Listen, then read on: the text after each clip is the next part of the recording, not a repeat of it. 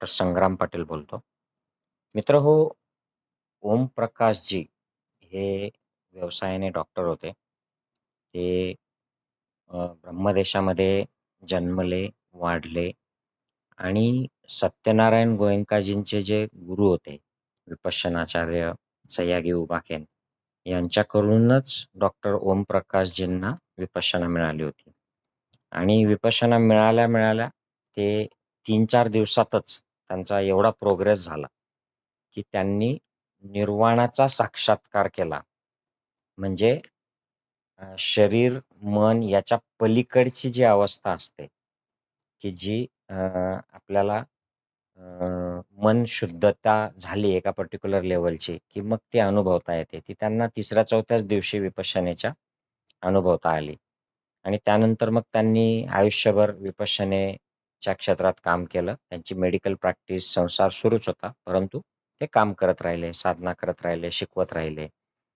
पुढे ते विपश्यनेचे आचार्य देखील झाले. तर त्यांच्या आयुष्यात श्रोतापन्न अवस्था प्राप्त झाल्यानंतर म्हणजे निर्वाणाचा साक्षात्कार केल्यानंतर घडलेला एक प्रसंग आहे. तो त्यांनी एक आर्टिकलच्या माध्यमातून जी विपश्यनेची एक पत्रिका येते, त्या पत्रिकेमध्ये एक लेख लिहिला 1994 साली. तर त्या लेखाच्या आधारावर हा प्रसंग, सत्य घटना मी तुम्हाला थोडक्यात सांगणार आहे.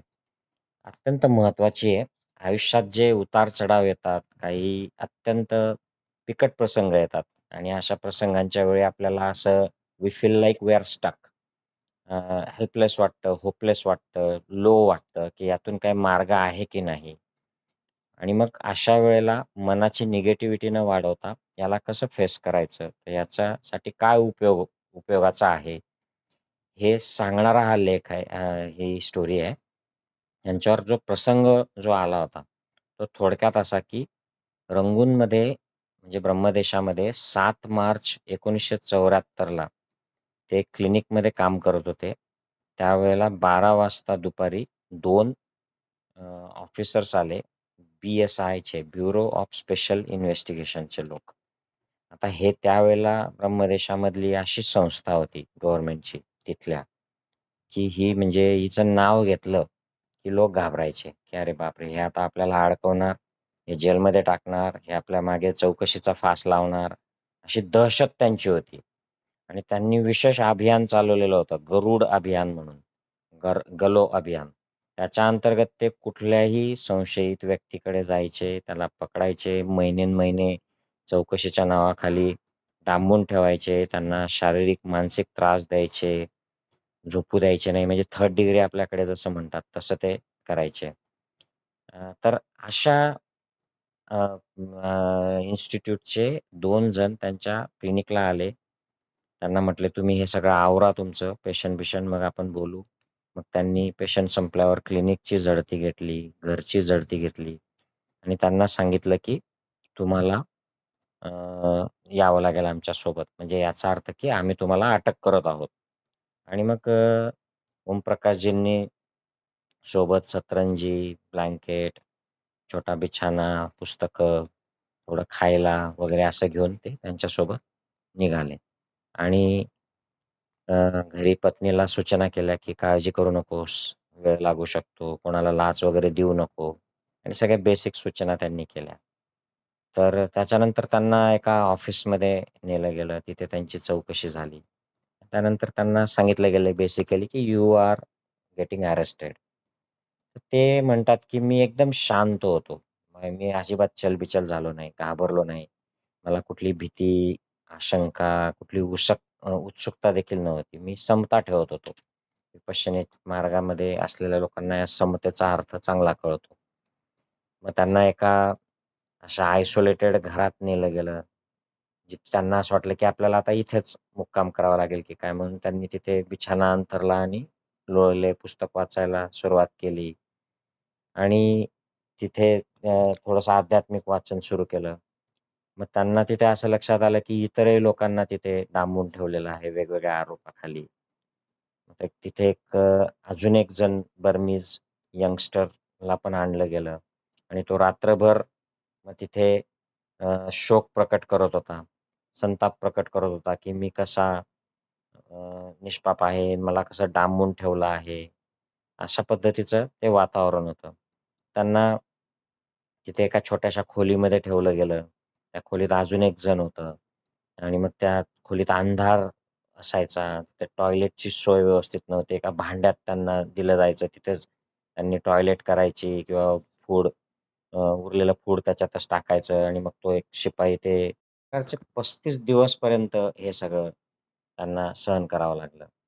आणि मग म्हणजे this was like a jail आणि जेलमध्ये त्यांना म्हणजे ते आयसोलेटेड घरातून त्यांना जेलमध्ये शिफ्ट केलं गेलं. जेलमधल्या रूममध्ये त्यांना राहावं लागलं. मग तिथे बरेचसे कैदी होते. ते सांगत होते, आम्ही 14 महिन्यांपासून आहोत. कोणी जास्त दिवस होतं. तर ओमप्रकाशजींना 35 दिवस या खोलीत बंद ठेवलं गेलं.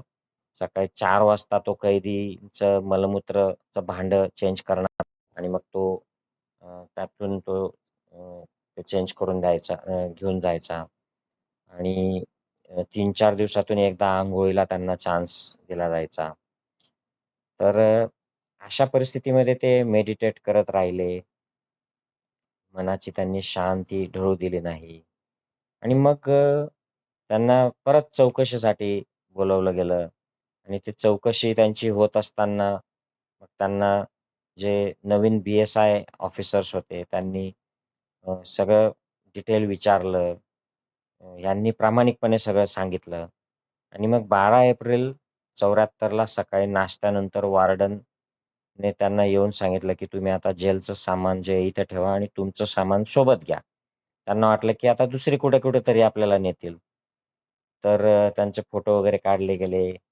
शेव्हिंग-बिव्हिंग करायला सांगितलं गेलं आणि अजून त्यांना इतर गोष्टींची माहिती विचारली गेली आणि ते सगळं झाल्यावर मग त्यांना अधिकाऱ्याने सांगितलं, की तुम्हाला आता घरी सोडण्यात येत आहे. मग त्यांना एका लॉरीमध्ये बसून घरी सोडण्यात आलं. तर हा लेख त्यांनी या घटनेनंतर 20 वर्षानंतर लिहिला होता आणि त्यांनी सगळे डिटेल टाकलेले होते. तर ते म्हणतात, की याचं जेव्हा मी आठवण करतो या प्रसंगाची, तर तेव्हा मला खूप चांगल्या प्रकारे हे लक्षात येतं, की 35 दिवसात कधी कोणत्या अधिकाऱ्याविषयी, मग तो बी-एस-आयचा अधिकारी असो की जेलचा कर्मचारी असो, यांच्याविषयी मला द्वेष, दुर्भावना, क्रोध, घृणा नाही वाटली. आणि ना तर स्वतःमध्ये कोणती हीन भावना जागली किंवा स्वतःला कधी अपराधी असल्याचं त्यांना अनुभव आला नाही. त्या लोकांबद्दल हाच विचार राहिला, की हे सगळे वरिष्ठ अधिकाऱ्यांचे आदेश पालन करतायत. यांचा काही दोष नाही. हे निमित्त आहेत. माझ्याशी ते चांगले वागतायत. आणि यांच्या म्हणजे यांच्याविषयी मला कुठली तक्रार नसली पाहिजे. तर तो दोष आहे तर तो सरकारी धोरणाचा आहे. या अधिकाऱ्यांचा, या कर्मचाऱ्यांचा काही दोष नाही. हे फक्त ते त्यांच्या ज्या पॉलिसीज आहेत, त्यांचे जे आदेश आहेत ते इम्प्लिमेंट करतायत. आणि त्या दिवशी याची चर्चा झाली तेव्हा एका मित्राने पत्रात लिहिलं, की आपण जेव्हा परत आलात, तेव्हा स्थितप्रज्ञेची जी मुद्रा तुमच्या चेहऱ्यावर पाहिली, ती अजूनपर्यंत माझ्या लक्षात आहे. असं त्या मित्राने त्यांना लिहिलं, की तुम्ही परत आले, तेव्हा तुम्ही अगदी प्रसन्न होतात, समतेत होतात. कुठल्याही तुम्ही स्ट्रेसमध्ये नव्हतात. तर डॉक्टर ओमप्रकाशजी म्हणतात, की माझं स्वतःचं असं म्हणणं आहे, की या साऱ्या सफलतेचं श्रेय विपश्यना साधनेला आहे. खरोखर विपश्यनेचे बळ खूप महान आहे. तर हे डॉक्टर ओमप्रकाशजी अ, जे शोथापन्न अवस्थेला गेलेले होते, म्हणजे निर्वाणाचा साक्षात्कार त्यांनी केलेला होता.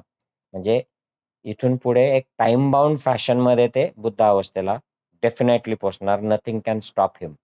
एवढ्या लेव्हलची प्युरिटी मनाची त्यांनी अचीव्ह केली होती. तर विपश्यनेला त्यांनी हे सगळं श्रेय दिलं. तर विपश्यना ही खूप कामाची आहे मित्रांनो. अडी-अडचणीला म्हणजे लाईफचे जे अप्स एंड डाउन्स असतात, याच्यामध्ये मन समतेमध्ये ठेवणं, समतोल ठेवणं हे खूप महत्वाचं असतं आणि विपश्यनेतून हे साध्य करता येतं.